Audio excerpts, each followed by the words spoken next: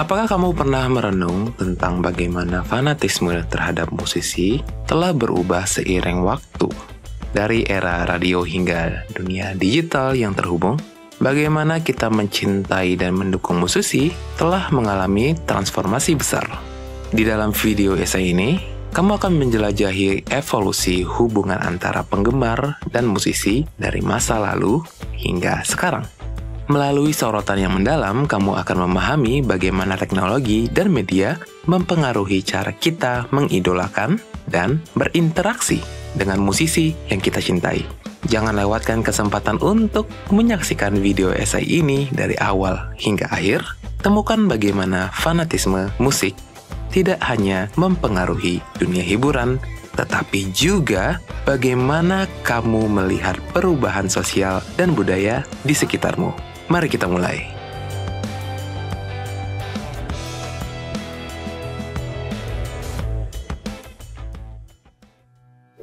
Permulaan dari sebuah perjalanan. Di tengah hiruk-pikuk perubahan zaman, kita sering merenung tentang hal-hal yang telah berubah dan yang tetap bertahan.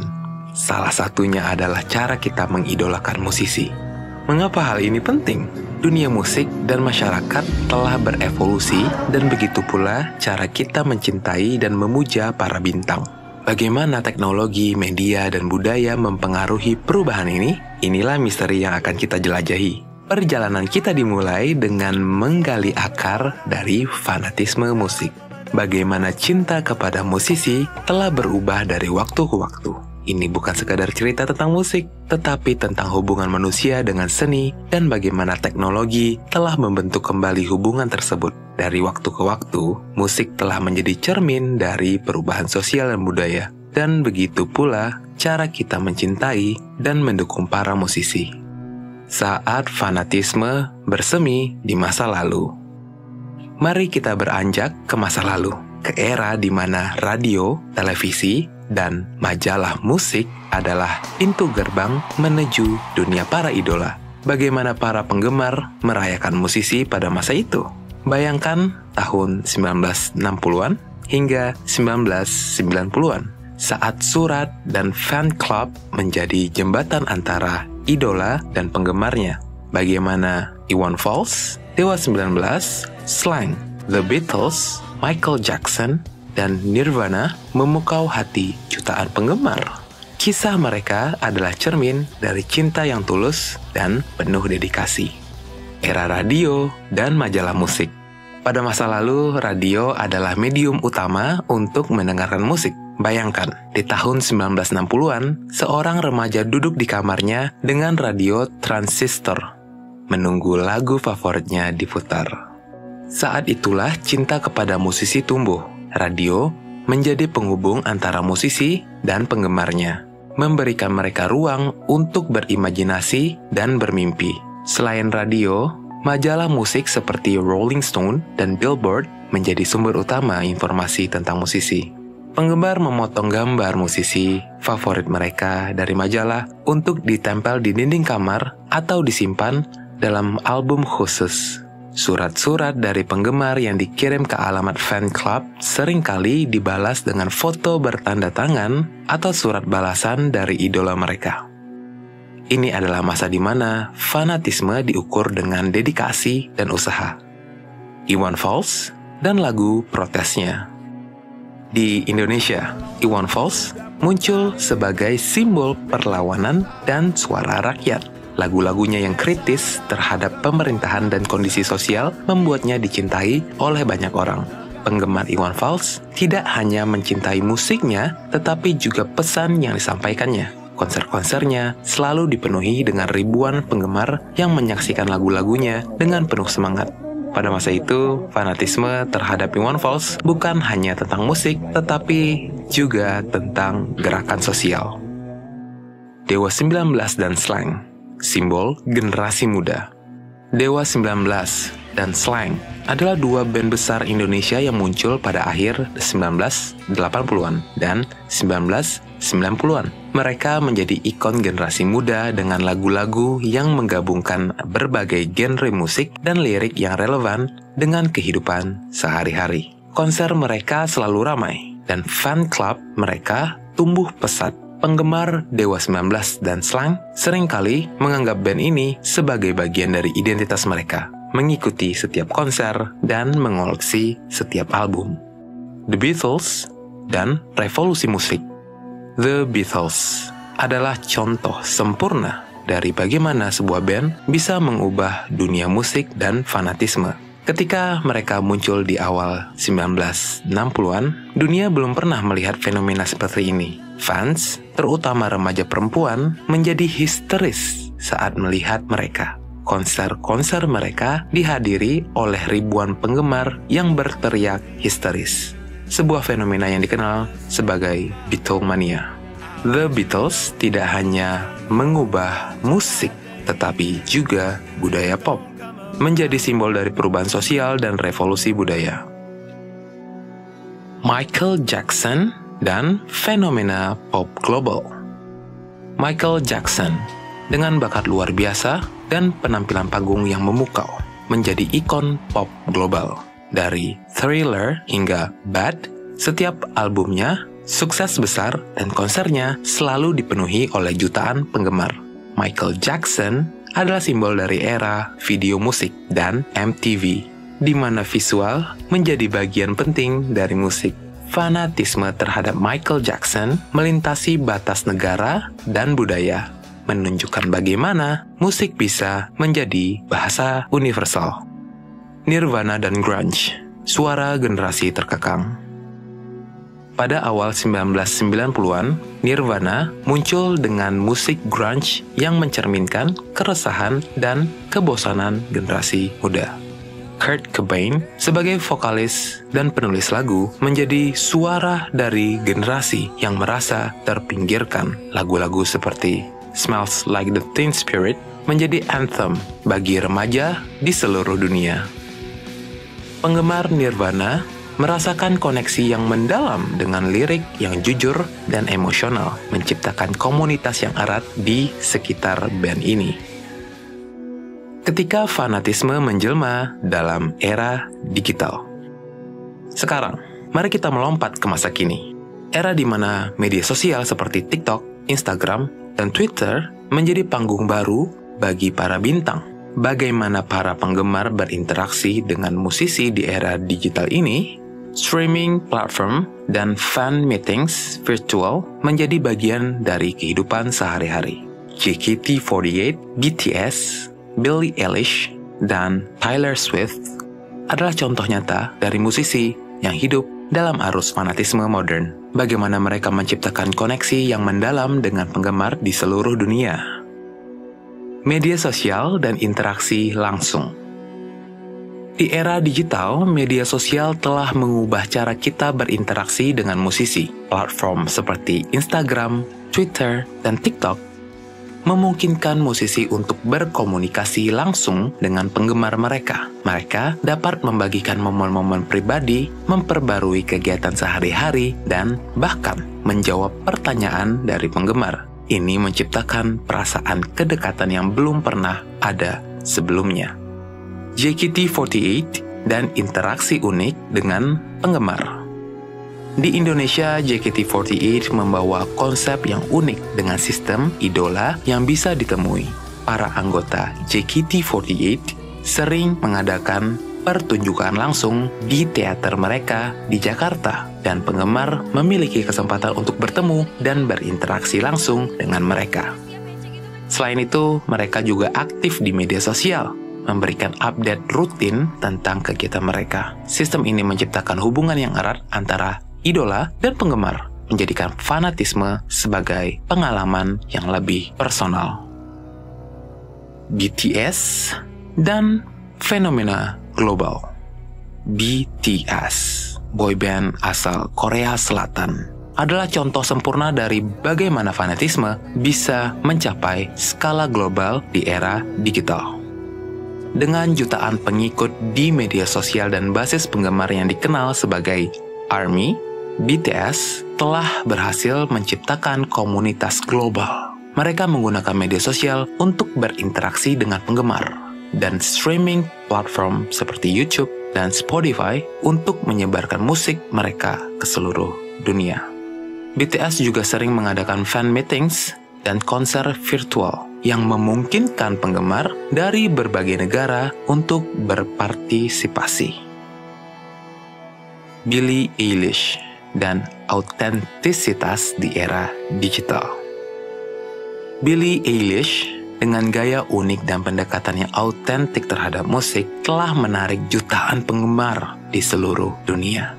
Dia menggunakan media sosial untuk berbagi pemikiran dan perasaannya secara jujur, menciptakan koneksi yang mendalam tentang penggemarnya. Billie Eilish menunjukkan bahwa di era digital, menjadi diri sendiri dan berbagi cerita pribadi bisa menciptakan ikatan yang kuat dengan penggemar.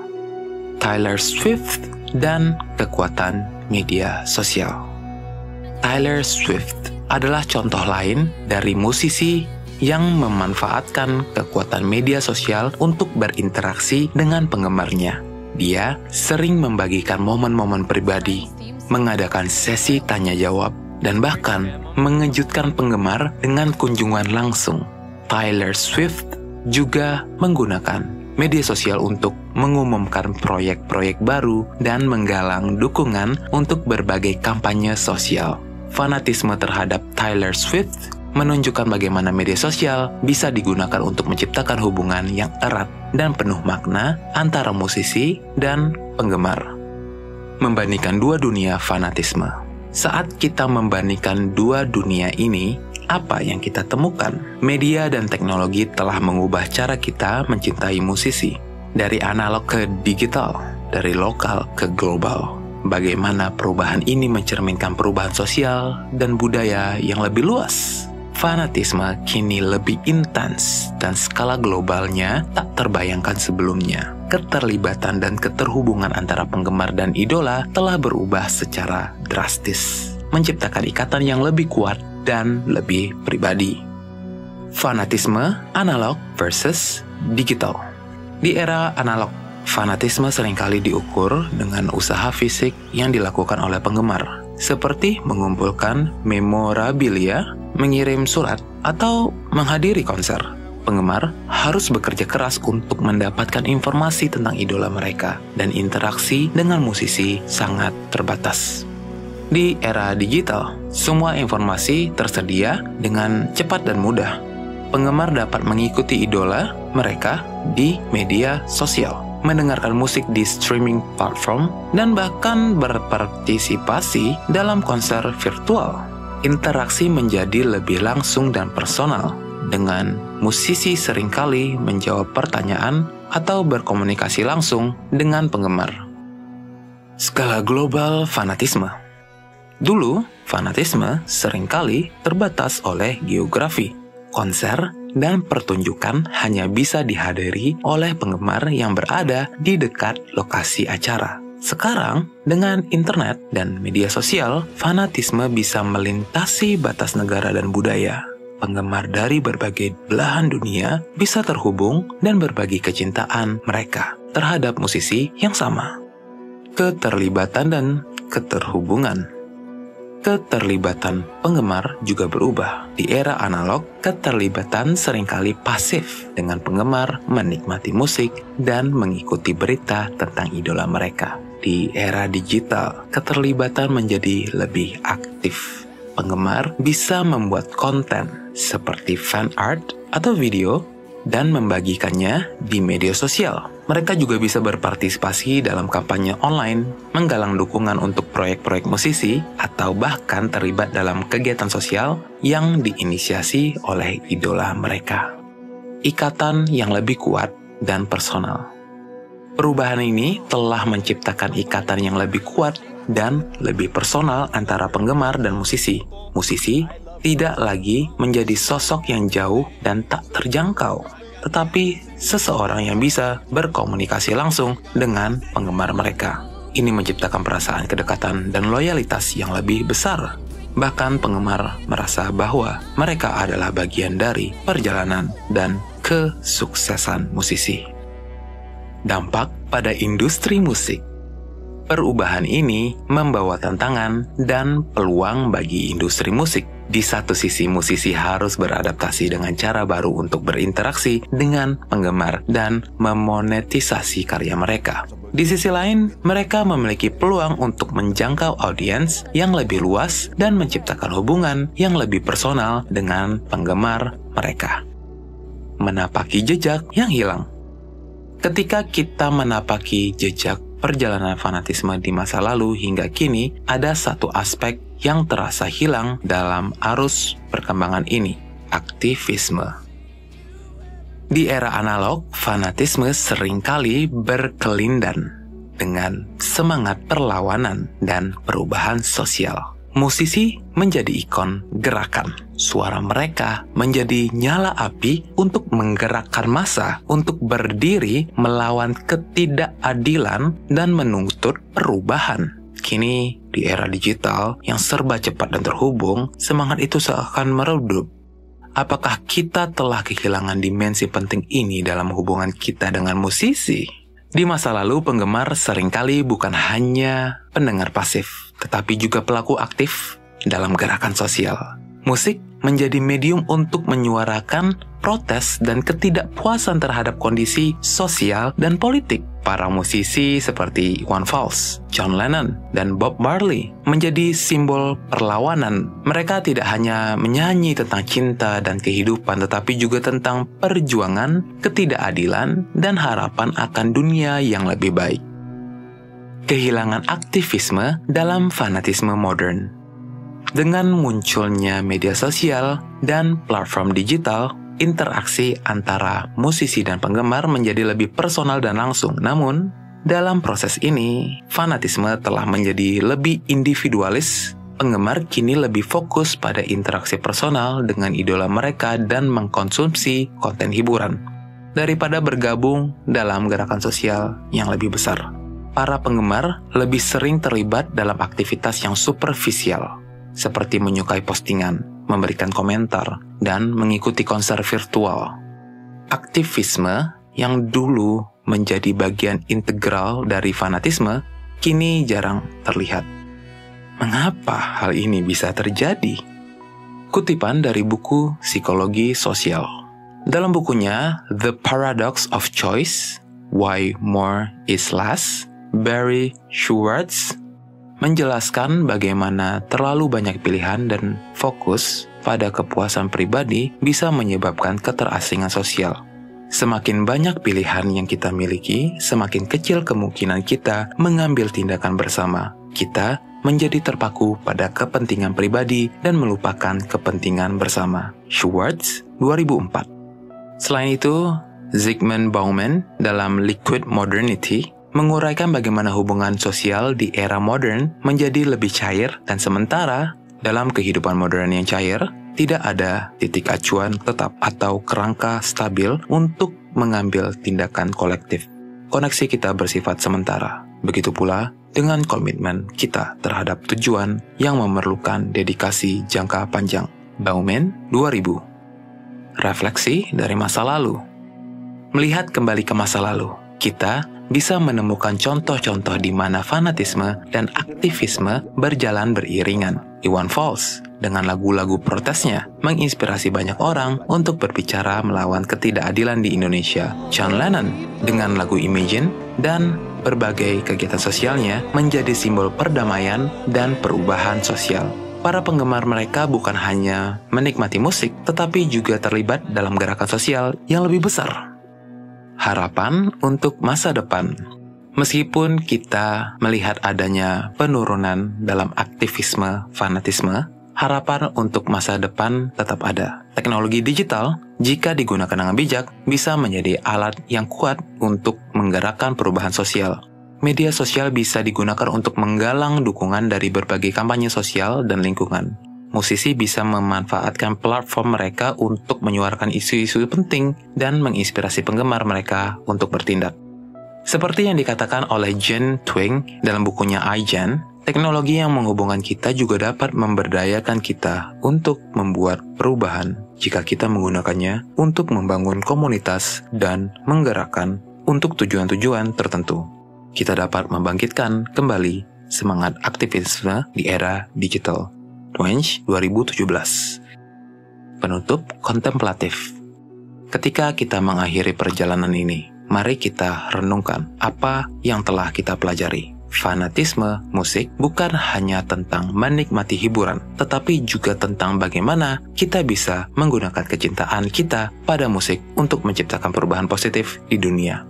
Meskipun era digital telah mengubah cara kita berinteraksi dengan musisi, kita masih memiliki kekuatan untuk menghidupkan kembali semangat aktivisme yang pernah ada. Mari kita tidak hanya menjadi penonton pasif, tetapi juga pelaku aktif dalam gerakan sosial. Musik memiliki kekuatan untuk menyatukan kita dan menginspirasi kita untuk bertindak. Mari kita gunakan kekuatan itu untuk membuat dunia ini menjadi tempat yang lebih baik. Dengan kutipan dari buku-buku psikologi sosial, kita diingatkan bahwa meskipun hidup di era yang serba cepat dan terhubung, komitmen kita terhadap perubahan sosial tetap penting. Seperti yang dikatakan oleh Bauman, di tengah dunia yang penuh dengan hubungan yang berubah-ubah, mari kita temukan pijakan yang kokoh dalam komitmen kita terhadap keadilan dan kesetaraan. Bauman 2000. Mari kita menapaki jejak yang hilang dan menghidupkan kembali semangat aktivisme dalam fanatisme kita.